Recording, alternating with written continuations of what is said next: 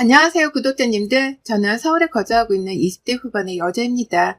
닭살하고 본론으로 넘어가 보자면 제 소개를 꼭 해드려야 하는데요. 저는 중학교 때부터 미국에서 유학생활을 마치고선 패션 관련 대학을 졸업 후 한국으로 넘어와 막 작은 사업을 시작했습니다.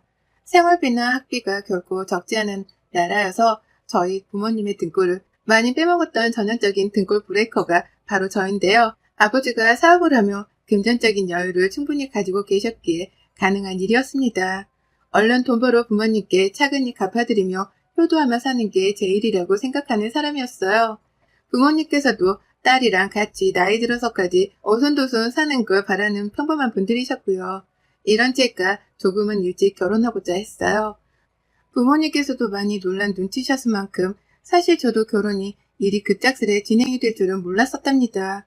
결혼하려는 상대 애비신랑은 미국에서 대학을 다닐 적에 만난 친구였어요. 이 글에서 간단 명료하게 남친이라고 써보겠습니다.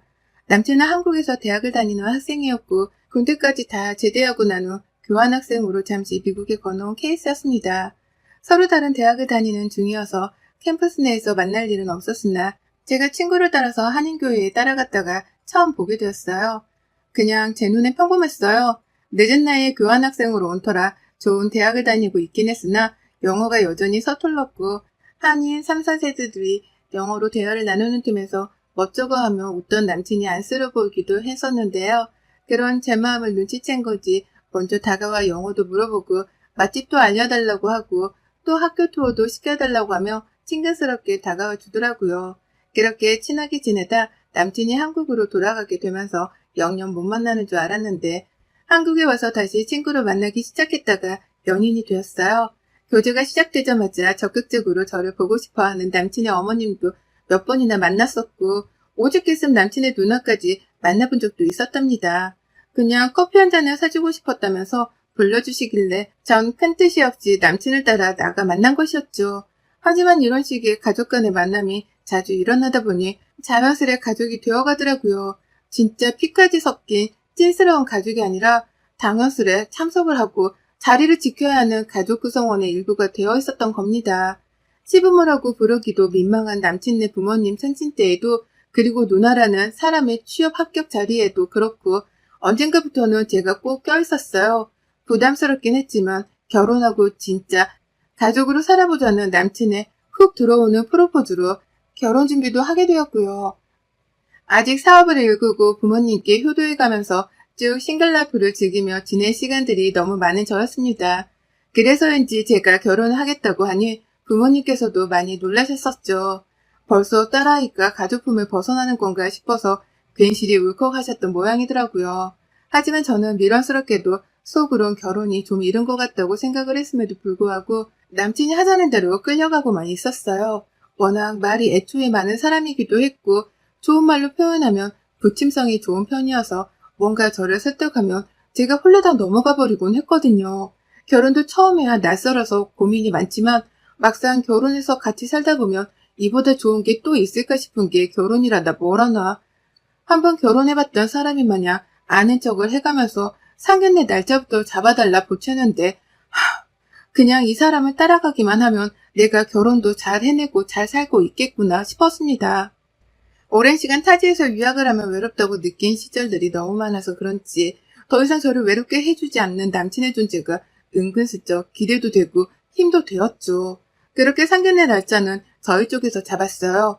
부모님도 얼떨결에 결혼을 하긴 하냐면서 날짜를 잡아오셨고 저는 저대로 진짜 상견례를 하냐면서 긴장되는 마음으로 준비를 하고 있었습니다. 사실 긴장을 했다기보다는 마음 한켠이 계속 찝찝했다는 표현이 더 정확했겠네요. 은근슬쩍 불안하고 은근히 신경 쓰이는 것이 계속해서 상견례 자리가 찝찝한 거예요. 뭔가 일이 생길 것만 같은 기분이 확 드는 것이 말이죠. 왜 이런 마음이 계속해서 드는 걸까 싶어 스스로도 고민을 했는데요. 더 고민할 필요도 없더라고요.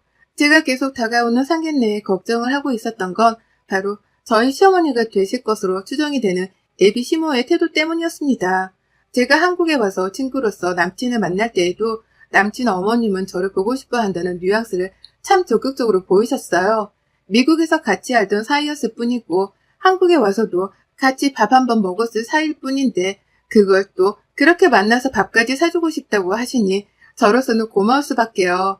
하지만 이런 식의 갑작스런 만남 제안이 교제를 시작하고 나서는 조금 더 늘어나기 시작했고, 저는 언젠가부터 예비 시댁임에도 불구하고 예비 시댁에서 일어나는 행사에 꼭 한 번씩은 참석을 해야 하는 존재가 되어버렸답니다. 벌써부터 가족이 아님에도 가족 사이가 되어 있었고, 며느리가 아닌데도 며느리스러운 대접을 받았던 것 같아요.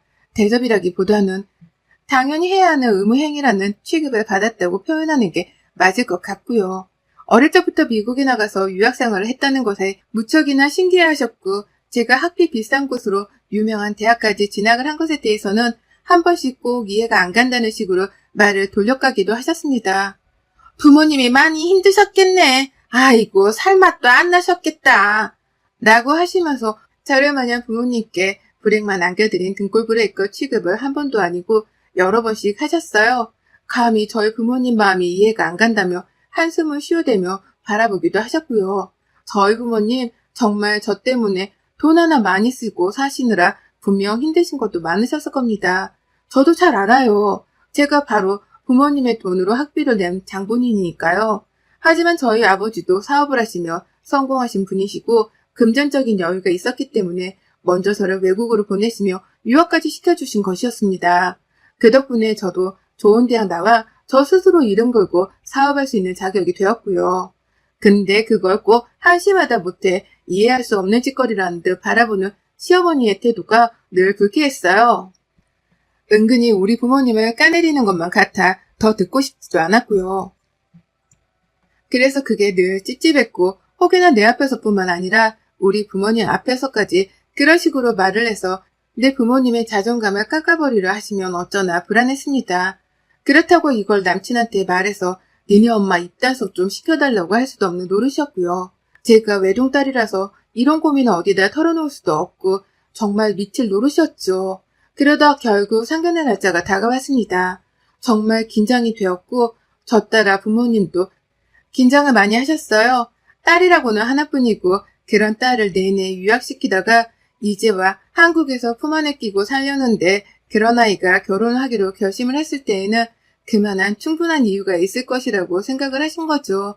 그러니 더욱 조심스럽게 행동하고 내 아이가 결혼까지 무사히 할 수 있도록 도와줘야겠다는 생각으로 준비를 하신 듯 했습니다.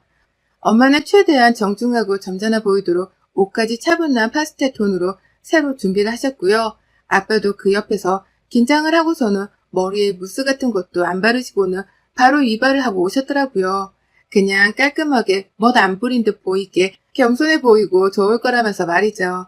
그렇게 저희 부모님은 각자의 입장에서 최대한 상대 부모님을 배려하려고 하면서 나름의 준비를 열심히 하셨습니다. 그걸 옆에서 지켜보며 불안한 제 기색은 점점 더 커져갔으나 어떻게든 내가 중간에서 말을 유도리 있게 잘 이끌어 가야겠다는 각오를 해가면서 참아냈죠. 그리고 대망의 상견례 당일 저희 부모님은 약속을 정말 칼같이 지키는 분들이세요. 서로 바쁜 사람들인데 상대의 시간을 존중해주는 게 예의라면서 늘 제 시간, 제 때에 찾아가 차라리 먼저 기다리는 걸 선택하시는 분들이셨죠. 그런 부모님께서는 역시나 이번에도 약속 시간 한참 전에 준비를 마치셨고요. 그렇게 저를 먼저 제쳐가신 바람에 저희 가족들은 약속 장소까지 20분 정도를 남겨둔 채 일찍 도착을 했습니다. 그리고 나서 약속을 5분쯤 남겨놓고 남친이 허겁지겁 연락을 해오더라고요.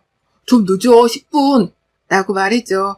문자만 달랑 보내길래 운전 중인가 싶었고 차가 막히나 싶어 이해를 하려 했지만 장난하는 것도 아니고 무려 저희 가족들이 일찍 도착한 만큼 20분을 늦더라고요. 그러니까 저희 부모님은 40분이 넘게 예비 시부모님을 기다렸던 겁니다. 그런데 기분이 나빴던 건 그것뿐만이 아니었어요. 사람이 약속 시간에 늦으면 장소에 들어오면서 최소한 미안하다는 기색은 표현하면서 나타나야 정상이잖아요. 그도 아니면 최소한 왜 늦은 건지 이해가 가도록 변명이라도 해야 하는 게 맞는 거고요. 그런데 ABC모 들어오자마자 기다리고 있는 저희 부모님 쪽으로 고개를 돌리지도 않고 혼자 쿨하게 대단히 뽀대나는 척을 해가면서 자기 자리를 찾대요. 그러니 저희 부모님은 인사할 타이밍을 놓쳐서는 끝까지 눈 마주치고 인사를 해보겠다며 ABC모 눈동자만 졸졸 따라다니셨고요. 그렇게 자리에 앉은 시모는 저희 엄마 앞에 그리고 애비 시모는 저희 아빠 앞에 자리를 잡으셨습니다. 남친은 미안해 죽겠다며 어쩔 줄을 몰라하며 숨을 차하며 저와 저희 부모님을 쳐다봤어요. 제 표정이 좀 굳어있자 죄송합니다. 차가 너무 막혀서 라며 멋쩍어 했는데 그때 옆에서 예비 시어머니가 말씀하셨어요. 아이고 늦을 수도 있지 뭘 그런 걸로 죄송하다고 죄인마냥 그러냐 너는? 라고 말했죠. 저희 부모님이랑 기싸움이라도 해보겠다는 사람 같더라고요. 먼저 사과 같은 건 하면 안 된다고 생각을 하시는 건지 늦어서 죄송하다 그 말 한마디를 끝까지 하지 않으셨답니다. 아주 당당히 물 한 잔 좀 줘요 라고 하면서 큰 소리를 내며 오지도 않은 직원들을 향해 주문을 하기도 하셨고 저희 부모님이 찾아서 예약을 한 식당인데 분위기가 꼭 술집 같네 라고 하면서 주변을 두리번거리며 마음에 안 든다는 표현을 팍팍 내뱉으셨어요. 저희 부모님이 평소에 지인들이랑 같이 분위기를 내보려고만 가는 단골 식당이었거든요. 가격대도 무조건 정식 코스로 20만 원이 넘는 곳이었고요. 그런데 예약한 사람들이 보는 앞에서 술집 같다는 표현을 하며 평가를 하겠다고 눈을 이리저리 굴려가며 식당 천장부터 바닥까지 훑어보는데 알아차렸습니다. 애비 사돈 앞에서 없는 자존심과 없는 자존감을 세워가며 지금 기싸움을 하려드는 중이라는 걸 말이죠. 한눈에 보더라도 곱게 비싼 옷을 차려입은 저희 엄마와는 달리 애비 시모는 어디서 색깔을 껴맞춰 온 건지 지저분해 보이는 옷을 정장이라고 차려입고 나타났는데요. 역시나 시모도 눈치를 채신 건지 자리에 앉아서 엄마가 말씀을 하실 때마다 가슴팍을 자꾸만 보시더라고요. 가슴팍에 있는 브로치며 목걸이며 하다하다 목걸이의 귀걸이로 시선이 옮겨지는 게 다 보일 정도였습니다. 저희 부모님이 말을 조곤조곤 하는 편이고 많지도 않으시는 바람에 그냥 상대 쪽에서 말씀하시면 웃고 공감하고 주로 들어가며 대화를 맞춰나가고 있었는데 급기야 애비 시어머니가 먼저 12주로 말을 내뱉으셨죠. 아유 우리 사돈은 말이 좀 없으시네. 딸내미 시집 보낸다고 긴장 많이 하셨나봐. 제가 잘해줄 거니까 걱정 마시고 평소 말하시던 대로 하세요. 우리 앞에서까지 귀양 떨고 계실 필요는 없어요. 라고 말입니다. 아빠랑 엄마가 예의갖춰 웃고 있는 와중에 시어머니가 예고도 없이 내뱉는 그 말은 모두를 얼어붙게 만들었어요. 엄마는 이게 도전인가 싶었는지 바로 표정을 구기셨고요. 아무리 곱씹어도 이게 좋게 들리지 않았던 저는 저희 엄마는 원래 교양이 넘치는 분이세요.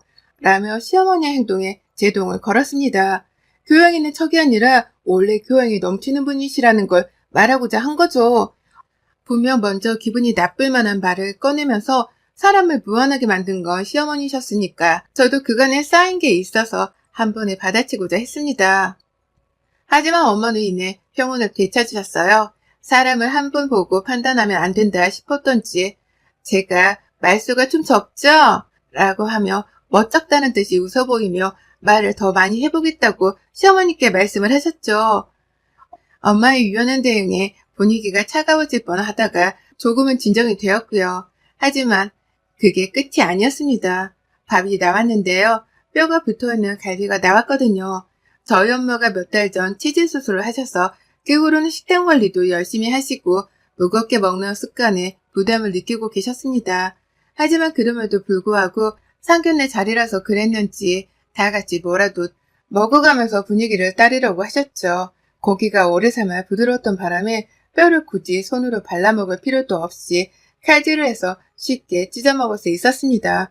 여기는 원래 그렇게 먹는 식당이었고 규칙이란 건 없는 거니 그냥 자기 마음대로 갈비를 뜯어먹으면 그만이었어요. 그런데 엄마가 그렇게 칼질을 하며 갈비를 먹고 있으니 앞에서 시어머니가 저희 엄마 먹는 걸 보시고는 갑자기 행동에 미동도 없으시더라고요.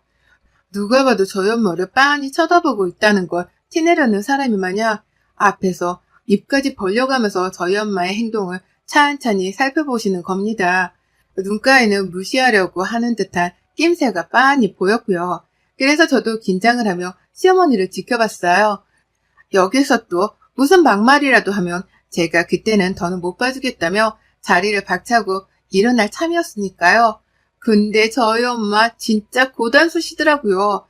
아까도 시어머니가 말이 좀 없는 것 같다고 교양 떨 필요가 없다는 발언을 하셨을 때에도 가만히 계셨던 분이셨는데 그게 다 본인이 참고 있다는 걸 보이려는 의도였더라고요. 애비 시모가 본인은 신기하다는 듯이 보고 있다는 게 느껴진 건지 엄마는 아무것도 모른 척을 하고 계시다가 한순간에 칼질하던 걸 그릇 위에 탁 하는 소리를 내며 내려놓으시고는 시어머니를 쳐다봤어요. 무슨 하실 말씀이라도? 라는 공격적인 반말로 말이죠. 저희 엄마를 만만하게 보고 계셨던 시어머니는 엄마의 갑작스러운 한방에 당황을 하더니만 역시나 자존심 굽히지 않으려는지 바로 말대답을 하시더라고요. 아니 그렇잖아요. 누가 갈비 먹는데 칼질을 해. 아까부터 자꾸 이러시네. 제 앞에서 교양 떨지 않아도 된다니까요. 라고 말이죠. 살얼음판이었습니다. 분위기는 흡사. 남극기지 한복판과 다름이 없었을 정도로 살얼음이 여기저기 껴가기 시작했어요. 누구 하나라도 싸우자고 하면 패싸움이 시작될 것만 같은 아찔아찔한 분위기가 펼쳐가고 있던 그 와중에 엄마가 갑자기 절 보면서 웃으시더라고요. 시어머니가 아니라 저를 보다가 저희 아빠를 보면서 말이죠. 그러니 저도 영문을 모른 채 엄마를 보며 괜찮냐는 눈빛을 보내며 웃었는데 엄마가 그러시는 거예요. 내가 참 내 마음대로 음식을 먹겠다는데 주제 파악도 못하고 참견해대는 사람은 오랜만에 보네. 예전에 네 고모가 나한테 그랬었는데 자리가 조심스러워 음식을 가려 먹었더니만 예쁜 척 한다고 입이 가오리 마냥 튀어나와서 말이지. 근데 여기 똑같은 게 또 있네. 라고 말입니다. 모두가 일제히 시어머니와 저희 엄마를 번갈아 보며 분위기 파악을 하느라 눈동자가 분주했습니다. 남친도 이러다 싸움이 나겠다 싶었던지 저희 엄마 말에 동조를 하면서 자기 엄마를 자제시키더라고요. 엄마, 이런 건 교양을 떨고 말고의 문제가 아니라 손에 갈비 양념을 묻힐 건지 말 건지 그걸 생각하는 게 먼저인 거야. 고기를 오래 삶아 부드러워서 칼질을 해도 쉽게 벗겨진다고. 라고 하면서 이 자리에서 시어머니 한 사람만 빼고서 다 쉽게 칼질을 하고 있다는 걸 말했어요. 그러자 시어머니 자기 혼자 손으로 양념 뒤집어가면서 갈비를 뜯고 있었는데 죄다 칼질로 쉽게 고기를 분리하며 손 깔끔하게 먹고 있는 걸 보시고서는 그제서야 얼굴이 후끈 달아오르셨더라고요. 아니, 누가 갈비를 칼로 뜯어? 이건 손으로 뜯어야 제맛이지. 라고 하면서 당신 아들한테는 엄마 말을 조용히 토달지 말고 있으라며 주의를 줬어요. 하지만 남편도 괜히 수치스러웠던지 아니 엄마, 여기 우리 갈비 먹으러 온 거 아니고 상견례 하러 온 건데 말 좀 라고 하며 시어머니께 승질을 부리며 경고를 날렸답니다. 이 경고라도 제발 알아듣고 말투에 주의를 하라는 뜻 같았습니다. 하지만 저희 엄마의 마음은 이미 수틀린 지 오래였어요. 왠지 모르게 평온하다 못해 여유가 넘치던 엄마의 표정, 당황하고 낯뜨거워하는 시어머니의 지저분한 손을 보면서 눈썹을 아주 여유롭게 살짝 찡그려 보던 엄마. 그런 엄마가 정말 아주 인자한 목소리로 저를 부르시더라고요. 지원아! 라고 말이죠. 저랑 아빠는 바로 눈치를 깠습니다. 엄마가 저렇게 인자하다 못해 무슨 천상계 여신 마냥 제 이름을 부를 때마다 빡이 치다 못해 머리 뚜껑이 열려서는 분노 조절이 안 되는 지경에 이르렀다는 걸 말이죠. 전 바로 꼬리를 내리고서는 엄마의 부름에 대답했어요. 엄마 왜? 라고 하면서 안절부절을 못한 채요. 옆에서 아빠는 물이라도 줄까? 밖에서 바람 좀 쐬고 올래? 라고 하며 엄마의 화를 가라앉히겠다고 먼저 자리를 일어나 엄마 쪽으로 가 뭐라도 비유를 맞춰드리려고 했는데요. 그때 엄마는 여전히 평온한 목소리로 나지막히 시어머니를 노려보시며 한 방을 시원하게 날려버리셨습니다. 엄마가 그러셨어요. 아참, 개밥 주는 걸 깜빡했네. 엄마 개밥 주러 가니까 알아서 정리하고 와. 라고 말입니다. 그리고는 엄마가 핸드폰을 챙기고서는 정말 아주 우아하게 김희애가 레드카펫을 걷는 것처럼 여배우 마냥 아주 우아하게 자리를 박차고 일어나셨습니다. 갈비에 손을 대지 않고서 양념이 묻어나지도 않았는데 시어머니 보라며 일부러 옆에 있던 물수건을 집어 드시더라고요. 그러더니만 시어머니를 여전히 하찮다는 표정으로 노려보시면서 물수건으로 자신의 손을 아주 우아하게 닦아내시는데 와, 정말 이렇게 교양 있고 얌전하게 상대방을 엿먹을 수가 있구나 싶어 엄마의 대응에 2번, 3번 놀래버렸습니다. 물수건으로 손을 다 닦은 엄마는 개밥을 빨리 줘야 한다고 그것만큼 중요한 일이 또 있냐며 자리를 나서셨고 나가다 말고 물수건을 들고서는 다시 시어머니의 자리로 돌아와선 마지막 말을 내뱉으셨어요. 좀 닦던가. 여기가 시장바닥도 아니고. 라고 말이죠. 그리고는 시어머니가 뭐야 시장바닥? 지금 나한테 한 말이에요? 라고 하면서 쪽이팔려 불같이 화를 내시는 것 보고도 무시를 하고선 식당을 빠져나가셨어요. 저희 아빠도 더는 상태할 가치가 없다며 엄마를 따라서 식당을 그냥 뒤도 안 돌아보고 나가셨고 그제서야 남친이 큰일 난 것 같다며 저희 부모님을 쫓아나갔습니다. 가서 잡겠다고 말이죠. 가만히 보고만 있던 시아버지도 이게 결혼 파토가 난 뜻이라는 걸 아셨던지 당신 뭐하고 있어? 나가서 얼른 사돈 안 잡고 라고 하며 본인이 직접 남친을 따라서 저희 부모님을 잡으려고 뛰쳐나가셨어요. 졸지에 온 가족들이 시어머니 입장 따위는 배려도 하지 않은 채 저희 부모님을 잡아서 결혼 승낙을 시키겠다고 저희 부모님을 잡으러 따라 나간 겁니다. 혼자 남은 시어머니 얼떨떨해 하시며 이 상황 자체를 열불 나셨죠. 왜 다들 내 편을 안 들어주냐면서 괜히 짜증도 내다가 너무나 조용해진 상견례 자리의 분위기가 그제서야 파악이 된 건지 나지막히 말씀하시더라고요. 개밥 주고 돌아오신다지? 다시 돌아오실 거지? 라고 말입니다. 제발 다시 돌아오신다고 말 좀 해달라는 듯이 저를 애처롭게 쳐다봤는데요. 전 정말 개소리라는 듯 가소롭게 웃으며 대답했습니다. 저희 엄마가요? 다시 온다고요? 왜요? 뭐가 아쉬워서 어머니 같은 분한테 교양 어쩌고 하는 소리를 들어가며 결혼 승낙을 하셔야 해요? 주제 파악 좀 하세요. 어머님, 저희 엄마가 사모님 소리 들으며 산 세월이 반평생이 넘어요. 어디다 대고 교양 떠는 척을 말래. 이래서 수준 차이 나는 것들하고 상종을 하면 안 된다니까? 라고 말이죠. 수준, 상종 따위의 말들은 제가 태어나서 단 한 번도 써본 적이 없는 말들이었어요. 사람을 수준으로 상종을 따져가며 대해선 안 된다고 배웠으니까요. 하지만 상견례 장소에서 다름도 아니고 결혼하겠다고 모인 이 즐거운 자리에서 상대방에게 쓴소리를 해가며 분위기를 파토낸 애비시모를 용서할 수 없었습니다. 정신을 차리게 해주고 싶었으나 제가 이제 와서 나이를 먹을 대로 먹은 시모를 어떻게 바꿀 수 있을까 싶었고요. 그래서 그냥 제 딴에 제가 할 수 있는 가장 수치스러운 말을 꺼내가며 당황하고 있는 시모에게 한 방을 날렸네요. 우리 엄마가 우아하게 한 방을 날리셨다면 저는 강력하게 한 방 펀치를 날려 시모의 코를 아주 납작하게 해주었답니다. 애비시모는 자기가 상견례장을 망쳤구나 싶어서는 혼자 자리에 앉아 갈비를 덩그러니 바라보셨고요. 그리고 그날 저희 부모님은 뒤쫓아온 남친과 애비시부에게 결혼 같은 건 절대 없을 거라고 결혼 거절 통보를 기가 막히게 해주셨어요. 주차장에서 아빠가 큰 소리를 한번 냈더니만 시부가 쪽팔려 먼저 자기 차로 도망을 쳐버리셨더라고요. 남친은 그런 아버지의 자리를 망친 어머니까지 부모를 한탄해 하면서 더 이상 저희 부모님을 잡지도 설득하지도 못했다고 하고요. 그리고 전 혼자 식당 안에서 시모한테 엿을 먹이고 난 후 식당 밖으로 나오자마자 마주친 남친과는 말 한마디 섞지도 않고 눈을 홀긴 후 저희 아빠 차에 올라탔습니다. 음식값? 저희 부모님도 급하게 나오느라 결제를 못하시고 저도 못했거든요. 근데 끝까지 돈 안 내기로 했습니다. 당연히 남친은 그 돈도 아깝고 결혼 얘기도 다시 해야겠다 싶어서 전화를 주구장창 했는데요. 전화번호 당연히 차단했어요. 결혼? 안 해도 그만이라 미련도 없었습니다. 아빠도 더 좋은 남자 소개시켜준다고 하셔서 그날을 기다리며 세 단장이나 하고 있기로 했네요. 남친은 얼마 전까지 제 인스타그램을 팔로우하며 호시탐탐 엿보다가 제가 소개팅을 하게 되었다고 쇼핑을 하는 사진을 올렸더니만 그날 후 저를 언팔로우 했고요. 인스타 DM으로 메시지를 하나 보내왔더라고요. 나는 너를 못 잊었는데 넌 벌써 새 사람을 만날 준비가 된 거야? 라고 말이죠. 개소리를 보자마자 바로 차단을 눌렀습니다. 상견례장 음식값도 평생 안 갚을 생각입니다. 반울림에서 100만 원어치가 나왔을 텐데 이것들이 돈 때문에라도 더 열불나고 아쉬워하도록 말이죠.